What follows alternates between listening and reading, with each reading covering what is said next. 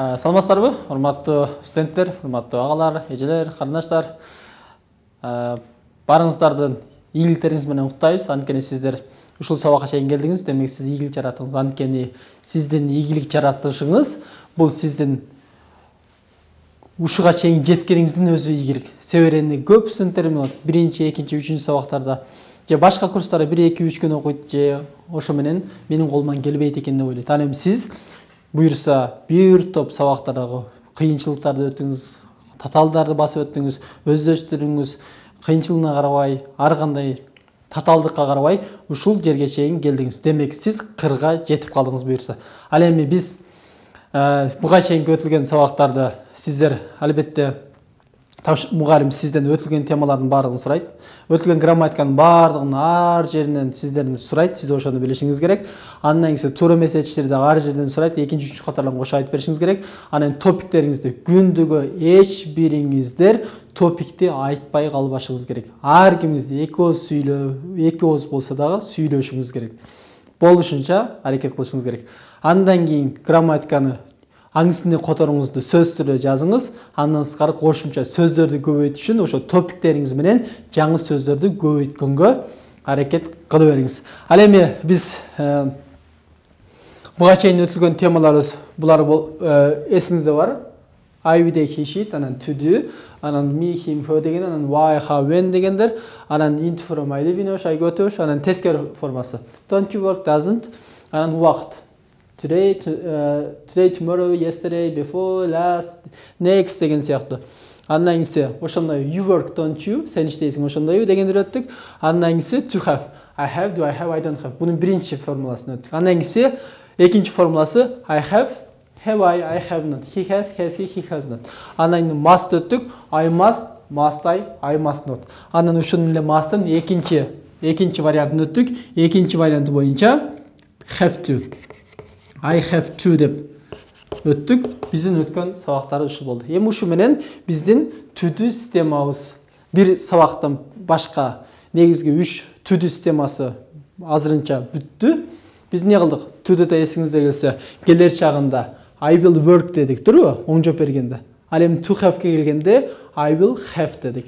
Ал эми must'ка келгенде I will have to дедик. Ал эми өткөн чакта I worked дедик to do'да. Ал эми to have'де I had дедик, а must'ка келгенде I had to дедик. Көрдүңүзбү? To do Асан болду, to have Асанбек болду, must Асанбек мырза болду. Ал эми Асанбек мырза бекти алдыңкы сабактардын биринде өтөбүз. Ага жеткенде. Ал эми биз сабактын башында айтканбыз, биз 15-20 мүнөт убакыт кетет. Биз 80 000 сөз үйрөнөбүз. 80 000 сөз үйрөнөбүз. Ал эми биз бир сөздү бир угуп жаттаса болот деп туура эмес этиштер ар кандай сөздөрдү ассоциация менен жаттаганды үйрөндүк. Андан сырткары азыр ошол образ ар кандай сөздү 1-2-3 жолу окуп жаттаса болот. Ошону да үйрөнсөңүз болот. Үйрөтөбүз бүгүнкү сабакта буюрса. Ал эми бүгүнкү күн сабактан баштап буюрса сиздин группаңызда бирөөсү жакшы окуйт эле, бирөөсү анчалык эмес. Ушул сыяктуу тең билимиңизде теңсиздик бар эле, турбу? Бүгүнкү күндөн баштап сиздердин ортоңуздагы бул тоскоолдук алым салат. Ким эгер жашоодо мен ошо көп нерсеге жетчүм, көп нерсени үйрөнөм, максатым чоң дей турган болсо, бүгүнкү күндөн сизге эч кандай тоскоолдук калбайт. Эгерде каалайсызбы, мыкты, жакшы көп нерсе үйрөнгүңүз келеби, анда сиздин айланып чөйрүңүз карап отуруштун кереги жок. Бүгүн сизге кантип оңой жаттаган жолун үйрөтүп коебуз. Жана дагы супер ошо китепте супер компьютермен деген текст бар, ошону аласыз дагы. Ал тексттеги жаңы сөздөрдү билип баарын өздөштүрүп келсеңиз, экинчи уровенде текст көтө бересиз. 2-ни бүтсөңүз 3 көтө бересиз, 3-кө бүтсөңүз 4-кө, 4 бүтсө 5, 6 беребиз. Бизде материал өтө көп. Сиз канчалык сурайт, мага эң көп керек, ушунчалык көп керек. Сиз талап кылгандан дагы көбүрөөк нерсени биз бере алабыз. Сураңыз, аракет кылыңыз, бизде материал кеңири. Ким көп алам десе, биз ошого жараша ашыгы менен сизге бере алабыз. Ал эми биз ошол 80 000 сөздү азыр үйрөнөбүз. Бул китебиңиздердин бетин ачсаңыздар болот. 104-105 бет. 105-ти ачабыз бардыгыз. 105 бетте. 105 бетти ача турган болсок, көп сөздөр латын тілінен келіп шыққанда. Эми латын тілінің уңғысы бір оқшаш. Ал эми ар кандай тилге барганда ал өзүнүн тилдердин ошол эмесине жараша, мүчөлөрүнө жараша ар тилде ар канча өзгөрүп кетет. Бирок анын уңгусу өзгөрбөй калат. Эми эгерде сиздер мына уккансыздар, мисалы үчүн орус тилинде сия деп аяктаган сөздөр бар, турбу? Ал эми бул англис тилинде шын болуп калат. Мисал үчүн, мисал жазайлы. Профессия дейлі. Профессия бул не болуп калат экен англис тилинде? Profession, азаматтар. Profession. Профессия бул profession болуп калат экен. Ал эми мындай сөздөр аябай көп. Андан кийинки сөз. Айталы, лексия деген сөз бар дейлі. Орыс тілінде лексия деген сөз бар, турбу? Сия менен аяктаган сөздөр бар. Ал эми бул англис тилинде шын болуп калат. Мисалы үчүн айталы, ошол эле лексия. Лексия. Лексия англис тилинде болуп калышы мүмкүн экен. Lection, азаматтар. Lection. Лексия, lection болуп калат экен. Ал эми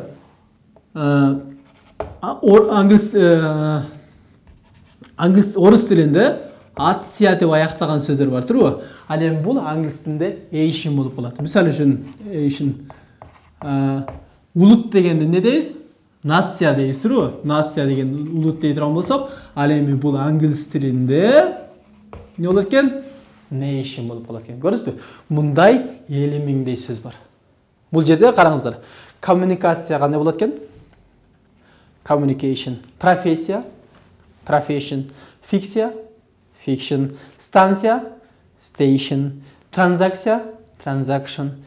Ситуация, situation. Ушул сыяктуу. Караңыз, мындай 50 миңдей сөздөр бар. Ал эми эжекеңиз, мугалимиңиз сизден ар бир сабакты бирден сурайт. Ар бир сөздөрдү сурайт, сиздер ошону англисчесин айтыңыздар. Түшүнүп болдубу?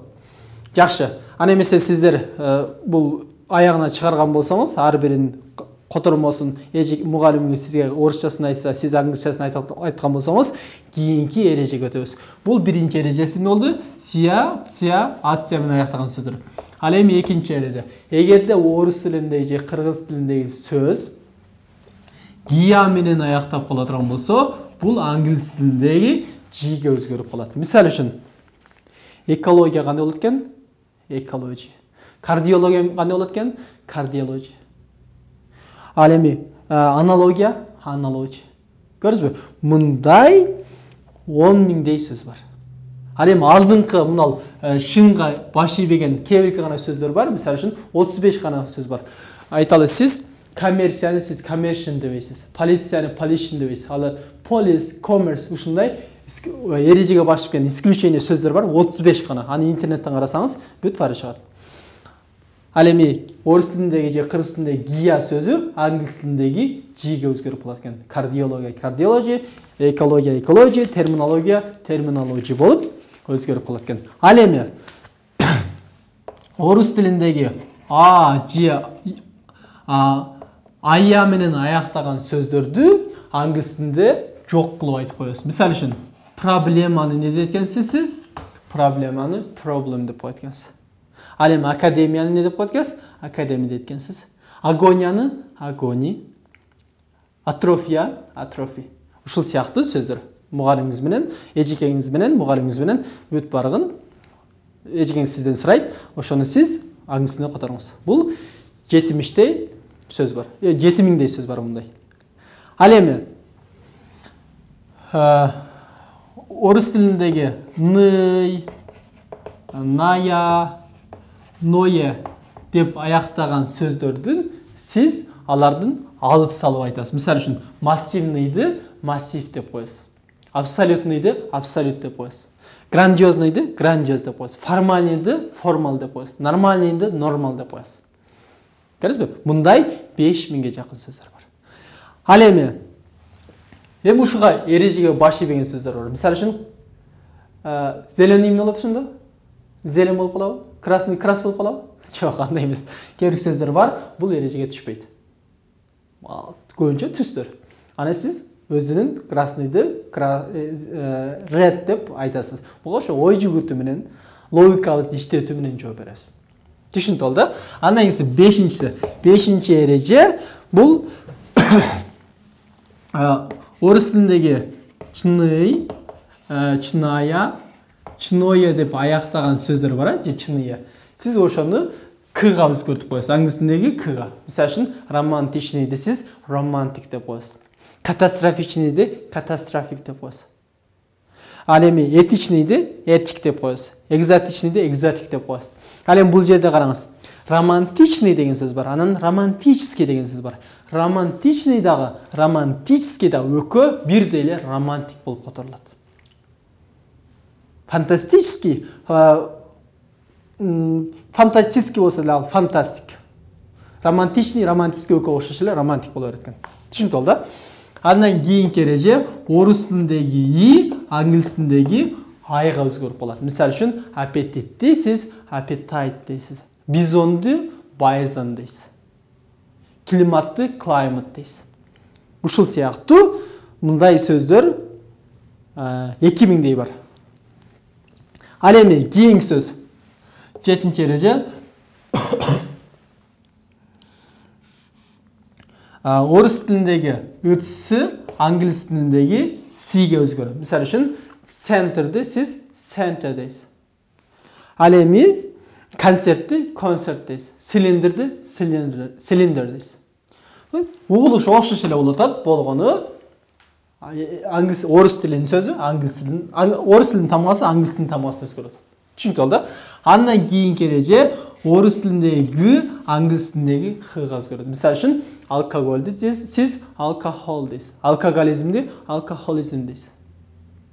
Гиминди химин дейсиз. Демек г х-га өзгөрүп калды. Ал эми кийинки эрежебиз бул акцентти гана кишине буруп коесуз. Акцентти гана. Мисалы үчүн сиз футболду неrekes футбол дейсиз. Баскетболду баскетбол дейсиз. Аристократты аристократ, акробатты акробат. Шаманды шаман дейсиз. Акцентти гана буруп коесуз. Мындай миңге жакын сөз бар. Түшүнүп алды? Ал эми кийинки эреже англис тилиндеги 80% сөз, 80% этиш, бир эле учурда этиш болот, бир эле учурда зат атооч болот. Бул нерсе сиздин сөздү көбөйтүүгө эң чоң жардам берет, жеңил жолу. Сиз бир этишти жатап ала турган болсоңуз, автоматтык түрдө, айталы 10 этиш жатай турган болсоңуз, автоматтык түрдө 8 зат атооч кошулат. Мисалы үчүн work айталы 10. Work да. Work деген бул иш дагы болот, жумуш. Андан кийин иштесеңиз дагы иш болот, work болот. I work дейсиз, мен иштейм. Анан I have a work дейсиз. Мен иштейм, анан менин ишим бар. Көрүңүз, бирде сиз иштейм деп этиш кылып атасыз, кыймыл аракет. Бирде менин ишим бар деп зат атооч кылып атасыз. Ушул сыяктуу hope деген үмүттөнүү, үмүт дагы боло берет. Try деген аракет кылуу, аракет дагы боло берет. Ал эми dream деген түш көрүү, түш дагы боло берет. Кыялдануу, кыял дагы боло берет. Ал эми film деген киного тартуу, фильм дагы боло берет. Ал эми try аракет кылуу, аракет дедик. Ал эми kiss деген өбүү, өпмөк дагы боло берет. Talk маектешүү, маек дагы боло берет. Ал эми water суу кары дагы боло берет. Анан ай деген көз, андан кийин ай деген көз чукулоо дагы боло берет. Андан кийин film деген кино көрүү, кино дагы фильм боло берет, киного тартуу дагы фильм боло берет. Love деген сүйүү, андан кийин бирөөнү сүйөм деп айтсаңыз дагы сүйүү болот. Андан кийин milk деген сүт дагы milk, эне баласын эмизсе дагы сүт болот. Эмизүү дагы бул milk болот. Андан кийин paddle, бир велосипеддин педалын айлансаңыз дагы paddle болот, өзү турушу дагы paddle болот. Love деген сүйүү, сүймөк, ошол сыяктуу бир канча сөздөр бар. Мындан сырткары көп сөздөр ушундай. Ал эми бул сөздү көбөйтүүнүн эң оңой, жеңил жолу. Ал эми биз сизге негизги формуласын гана колдондук. Bir etiş sözünü tabi alıp, anın zat ataşın koşa үйрөнсөңүз жеңилирээк болот. Себебі bir sözgө siz англис тилинин башка котормасын тапкандан караганда, ошол эле котормонун башка мааниси бар экенин билсеңиз, буну сиз оңой үйрөнөсүз. Ушул эреже бул кийинки эреже колдонулат. Мисалы үчүн 11-де айталы fire деп турат, туурабы? Fire деген бул биринчи мааниси ок бирөө атса дагы fire болот. Экинчиси от дагы fire болот. Андан кийинси жумуштан айдоо дагы fire болот. Эми сиз ушуну ассоциация кылып алсаңыз болот. Бирөөнү жумуштан айдаганда ичи өрттөнүп, жумуштан ичи өрттөнүп барып өзүн атып алыптыр. Көрдүңүзбү? Ассоциация ушул сыяктуу. Ал эми дейт деген дата дагы боло берет. Жана курма бар го, кара курма, пайгамбарыбыз жеген. Ал дагы дейт дагы боло берет. Жолугушуу дагы дейт боло берет. Дата дагы дейт. Көрдүңүзбү? Демек сиз бир эле дейт деген сөздү жаттап алып, анын ошо курма деген маанисин, анын жолугуу деген маанисин, жолугушуу дата экендигин дагы билип ала турган болсоңуз, бир дейт англисче сөздү жаттадыңыз, 4 мааниси чыкты. Бул эмне болот? Ар бир сөзгө дейтке башка маани, жолугушууга, датага башка маани англисче сөз дегенге караганда, бир англисче сөздүн үйрөнүп, ага ошонун котормолорун бири-бирине байланыштырып үйрөнүп алсаңыз, анда ошол сөздү көбөйтүүнүн эң оңой жолу болот. Андан мисс деген сагынуу дагы болот, транспортко кечиксеңиз дагы мисс боло берет. Анан мисс Сулайманто деп коет го, ошол сыяктуу ал дагы мисс болот. Ал эми people деген бул окуучу, биринчи мааниси. Экинчиден көздүн кареги дагы бул people болот. Көрдүңүзбү? Окуучунун көздүн карегин сакта десеңиз унутпайсыз. Ал watch деген колдогу саат дагы watch болот. Андан кийинси телевизор көрсөңүз дагы watch болот. Ал эми вакта бар го эмелердин жанында, университеттердин жанында, ишканалардын жанында вакта болот го. Ал дагы watch болот. Анан көрүү, бир нерсени көрсөңүз дагы ал дагы watch болот. Ал эми volume деген көлөм, бир нерсенин көлөмү, суунун көлөмү болобу. Ал эми пультта билесиздер, volume деп үндүн өйдө төмөндүгү бар. Ал дагы volume болот. Кийинкиси still деген дагы деле бир абалда тура турган болсо, ал дагы still болот. Түшүнүп да? Жакшы. Демек биз буга чейинки бүгүнкү үйрөнгөндөрүбүз азыркы 80 миң сөзгө киргендерибиз. Бул sia, шын өзгөртүлгөн профессия, лексия деп үйрөндүк. Андан кийинкиси гия, жиге өзгөрдү, экология болуп калды, кардиология болуп калды. Проблем дедик, кийинкиде болсо массивный деп ныйды алып салдык, романтичный романтик болуп калды. Аппетит болуп калды, центр болуп калды, алкохол болуп калды, футбол акцентти буруп эле өзгөртүп айтат экенбиз. Ал эми work бир эле сөздүн бир эле этиш, бир эле ошол этиш зат утуш болот экен 80%. Аны үйрөндүк. Андан кийин бир сөздүн 4-5 мааниси болчу, бул сөздү көбөйтүүнүн жеңил жолу деп үйрөндүк. Эми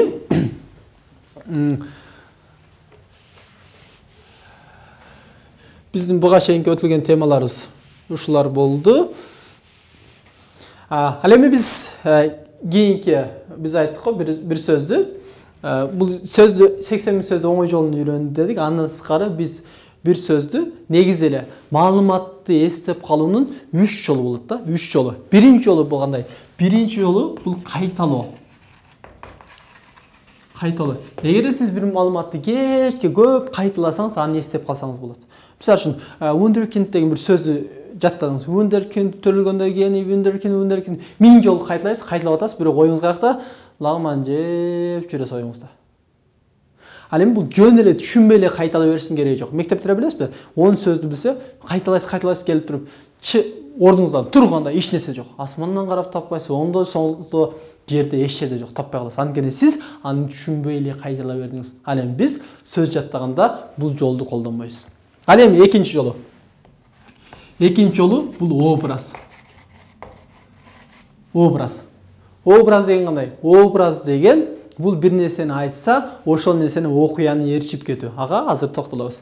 Андан үчүнчү жолу бул ассоциация. Ассоциацияны сиз буга чейин үйрөндүңүз. Биз буга чейин өтүлгөн туура месседжди, ататоо, тактоочу Wi-Fi when what деген бүт бардыгын ассоциация менен үйрөндүк. Ал эми ушул ассоциацияны сиз бир эле окууда эмес, ар кандай жерде, ар кандай жаңы сөз жаттайсызбы, адамдын атын жаттайсызбы, кандай болбосун ушул жолду колдонсоңуз бул өтө чоң жардам берет. Ал эми биз кайталоону билет экенбиз. Ассоциацияны буга чейин үйрөндүк. Эми образ менен кантип сөз жаттаганды үйрөнөбүз. Жана ошого бүгүндөн баштап сиздер киришип кете бересиздер. Эми элестетиңиз. Мен сизге бир нерсени айттым. Парта дедим, анан ручка дедим, самолет дедим, анан телефон дедим, анан дагы бир китеп дедим, анан кийин Ош Бишкек дедим. Эми ушул сөздөр кыргызча эле сөздөр айтсам, эртеси күнү келдим дагы сизден сурасам, кечээ мен сиздерге кайсы сөздү айттым эле десем, сиздин оюңузда эмне калат? Оюңузда эч нерсе калбайт. Кайсы бирин айтты эле? Сен эмне болот? Сиз мен даска дегенде, самолет деген оюңузда аэропортко кетип калды, Бишкек деген оюңуз, Бишкекте Кыргызстан дегенде дагы Кыргызстанга кеттиңиз, ручка дегенде башкага, телефон дегенде башка оюңуз кетти. Эми мен ушул эле нерсени образга, окуяга тизип берсем, кандай болмок? Мен мисалы үчүн бөлмөгө кирсем, партанын үстүндө телефон туруптур. Телефондун жанында китеп турган экен. Андан китеп туруптур. Анан мен монтип туруп, айнек терезени карасам, терезеден самолет учуп барып жатыр. Самолетто Кыргызстан деген жазуу бар экен. Анын түгүндө Бишкек деген жазуу бар экен. Көрдүңүзбү? Бул нерсени эстеп калат бериңиз.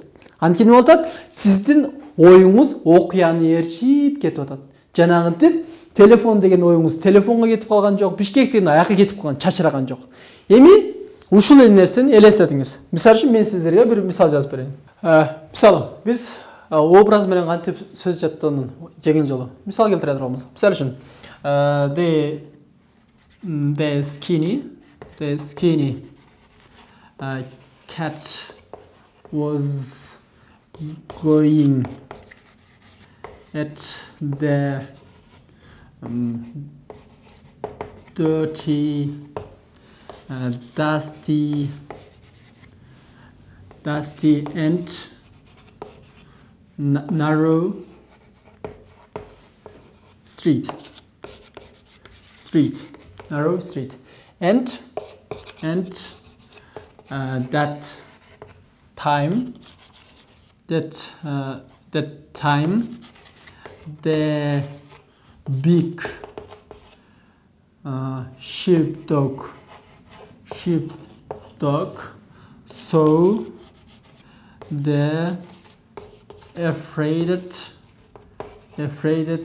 cat. Ушул сыяктуу текст берилди эле. Текст берилди. Эми караңыздар. Эми ушул текст бул образга кирип кетет да. Эми сиз караңыз. Эмне кыласыз? Сиз сөз жаттаганда биринчи бир текст аласыз. Текст алабыз. Биз сизге уровень боюнча тексттерди беребиз. Текст сиз окуп кете бересиз. Билбеген сөздү монтип белгилеп кете бересиз. Dirty, dusty, narrow, that time big sheepdog so afraid деген ушул сыяктуу билбеген сөздөрдү сиз белгилеп кете бересиз. Андан кийин биринчи варианты сиз сөздү жаттагыңыз келсе биринчи билбеген адамдан сурайсыз. Билбеген адамдан сурай турган болсоңуз, ал сизге бир 10 сөздү, 100 сөздү бир 10 мүнөттө айтып коет. Анан ал кайсы учурда колдонушуна карап айтып коет. Ал эми экинчи жолу бар. Бул китеп. Словарь китептер бар. Сиз эгерде словарь китепти колдонуп турган болсоңуз, бир сөз табыш үчүн 5 мүнөттөн убакыт кетет. Ал кайра жаңы сөздү словардан карай бере турган болсоңуз, ал нерсе сиздин эсиңизден ал тажатып жиберет сизди. Кечке карай берсеңиз. Ал эми бул китептен, словарь китептен карабаңыз. Андан көрөк сиз үчүнчүсү телефондон колдонуңуз. Электронный словарь колдонуңуз. Электронный словарыңыз бул кандайча? Бир сөз жазасыз, сизге аз эле 1-2-3 секундта чыгарып берет.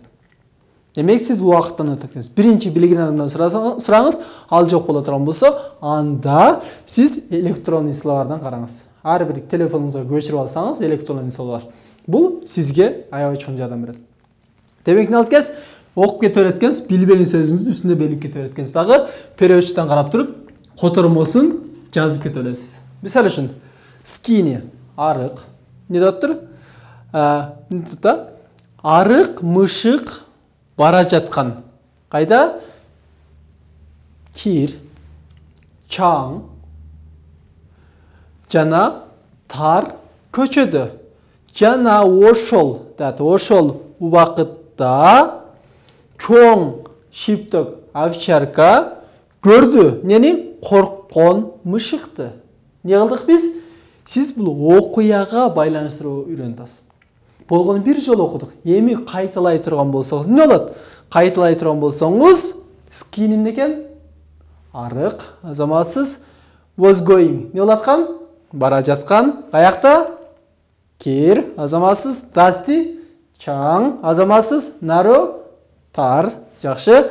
Street билесиздер, а? That, ошол, time, вакыт, sheepdog, овчарка, не кылды? Көрдү. Эмнени? Корккон мышыкты. Көрдүңүзбү? Мында сиз окуяны ээрчип кетип атасыз. Жанагындай ар жакка чачырап кеткен жок. Сиз эмне кыласыз? Мындан эмне кылды эле? Тар көчө болчу. Анын тары эмне болчу? Чаң болчу, анан кир болчу. Ошондо ээрчип кете бересиз. Сиз бул сөздү 2-3 жолу текст 2-3 жолу окуп турган болсоңуз, бул сөздөрдү сиз аны билип каласыз. Болгону сиз окуганда, бул кыргызча переводун кыргызча же орусча котормосун жаап алып окуңуз. Ал эми жаппай окуп турган болсоңуз, оюңуз жеңилге ооп кетет дагы, кыргызчасында же орусчасында ооп кетет, аңчы сөз билбей каласыз. Ал эми биз сизге монтип тексттер берилет. Сиз аны монтип бирөөдөн сурап отурбайсыз, китептен карап отурбайсыз, телефондон чукулап отурбайсыз. Окуп кете бересиз. Билбеген сөзүңүздү карасаңыз, үстүндө котормосу бар. Же жанында котормосу бар. Сиз бирөөдөн дагы сурап отурбайсыз, телефондон дагы чукулап отурбайсыз, китеп дагы чукулап отурбайсыз. Бардыгы даяр. Үрөн деңгел боюнча даяр берилген. Бардыгы чайналган жутуш эле керек болду. Ал эми сиз бүгүнкү күнүнөн баштап ол жерде китепте жанагы биздин китебибизде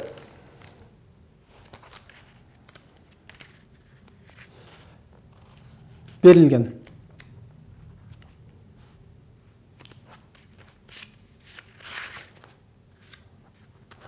111 бетти ачсаңыздар, 111 бетте мол турат. I understand many things in the world. I understand many things in the world. Ушундай текст турат. Эми бул ошо суперкомпьютер текстин өтө бересиздер. Эми ушул жерде караңыздар, сиздер буга чейин сөз жаттайт элеңиз, анан кийин бирок кантип аңчыга котором же аңгыз тилин кантип кыргыз тилине котором деген сиздерден маселе болду. Бул өтө чоң сыр. Эми сиз аңгыз тилинде кантип сүйлөм түзгөндү үйрөндүңүз, көрдүңүзбү? Биринчи эси келди, анан этиши келди, анан этиштин багыты келди, анан местасы, анан кайра убактысы келет. Буну билесиздер.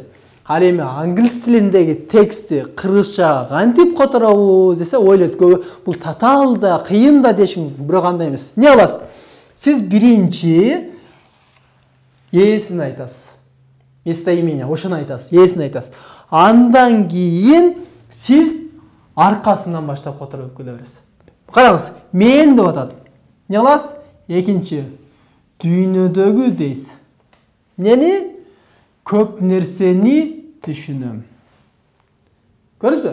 Аңгыз тилинен кыргыз тилге которгондо сиз бир татаал сүйлөмө үтүр боло турган болсо, үтүрдүн бул жагын эсин таба аласыз дагы, аркасынан бери келе бересиз. Бул үтүр бүттүбү? Кийинки үтүрдө эсин табасыз дагы, аркасынан бери келе бересиз. Жеп-жеңил. Аңгыз тилине кыргыз тилинен аңгыз тилине которушту биз биринчи күнүнөн баштап эсин айтабыз, этиши, багыты, места, убактысы, анан кийин местасы, убактысы дегенде буга чейин сиз аны уже мээңизге сиңиптире бүттү, туурабы? Аңгыз тилден кыргыз тилге которгондо эсин табып, аркасынан баштап туруп, бери местасы, убактысы, местасы ошентип келе берет экенбиз.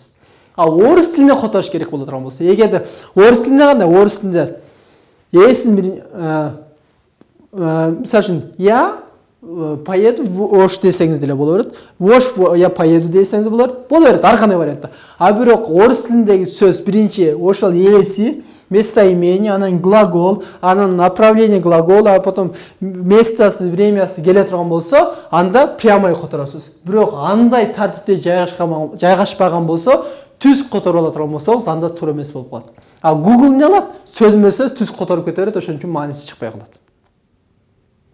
Түшүнүктүү болду. Көрдүңүзбү? Демек, сиз бүгүнкү күндөн баштап, жана супер 111 беттеги супер компьютерден баштап окуй бериңиз. Бирөөнү күтүп отура бербеңиз. Башкаларды карап отурбаңыз. Анткени сиздин ар кимдин максаты жашоодогу ар башка. Бирөөгө карабаңыз, бирөөгө салыштырбаңыз.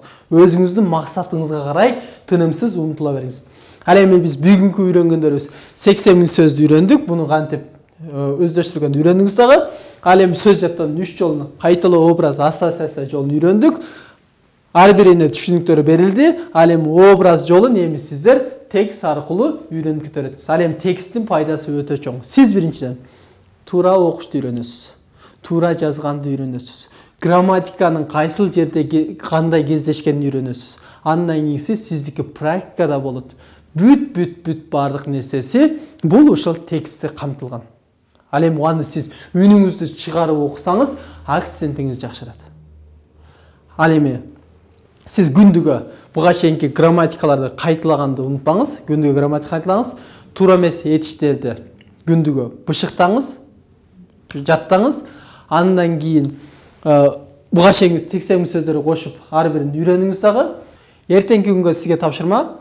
Жанагы айттым, грамматиканы кайталайсыз. Туура эмес этиштердин экинчи катаран кошо. Андан кийин супер компьютерге окуй бересиз. Буларды 80 000 сөздү кошосуз дагы. Топик менин хоббим. Эмне кылганды жакшы көрөсүз. Мен мына ишти кылганды жакшы көрөм, аны кылганды жакшы көрөм. Хоббини дагы эмне кылат экенсиз? Бир текст кыргызча же орусча текст аласыз дагы. Ошону эси этиши багыты дегенде кылып туруп түзүп аласыз дагы. Анан кийин аны которосуз. Жана досканы карабай, эч нерсени карабай, тетрадыңызды карабай айтып бересиз.